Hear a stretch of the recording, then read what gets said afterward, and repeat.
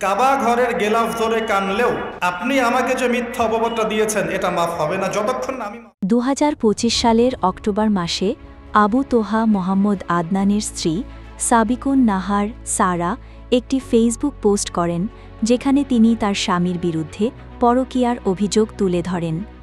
ওই পোস্টে তিনি দাবি করেন আদনান তার কলেজ জীবনের এক পুরনো বান্ধবী, যিনি বর্তমানে বিমানবালা এয়ার হোস্টেস হিসাবে কাজ করছেন, তার সঙ্গে ঘনিষ্ঠ যোগাযোগ রেখেছেন।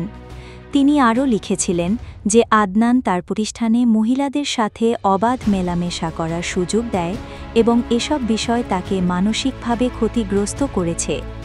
তবে সেই পোস্ট কিছুক্ষণ বা একদিন বা ১.৫ দিনের মধ্যে তিনি মুছে দেন এবং পুনরায় একটি পোস্টে জানানো হয়, অভিযোগ এবং প্রতিক্রিয়া উভয়ই সামাজিক মাধ্যম ও মিডিয়ায় প্রকাশিত হয়েছে এবং সরাসরি নিরপেক্ষ তদন্ত বা প্রমাণ উপস্থাপন করা হয়নি।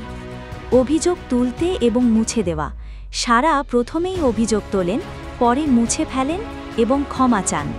এই পরিবর্তন ভুল বোঝাবুঝি বা বহির্গত প্রভাব হিসাবে ব্যাখ্যা করা হয়েছে। চুরির দাবি। আদনানের পক্ষ থেকে মোবাইল ফোন চুরির দাবি উঠেছে, যাতে তিনি বলেন কেই বা তার নামে বিভ্রান্তিকর পোস্ট করেছে। এটি একটি যুক্তি হিসাবে উঠেছে, তবে তার সত্যতা নির্ধারণের তথ্য পাওয়া যায়নি। এটি একটি নতুন ও চলমান ঘটনা।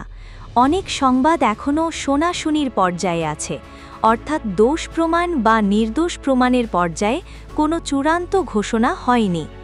মিডিয়া ও সামাজিক মাধ্যম তথ্য প্রায়শই পক্ষপাতমূলক বা অপূর্ণ হতে পারে এবং তথ্য বিকৃত হতে পারে। আমার বিশ্লেষণ ও সিদ্ধান্ত উন্মুক্ত দৃষ্টিভঙ্গি।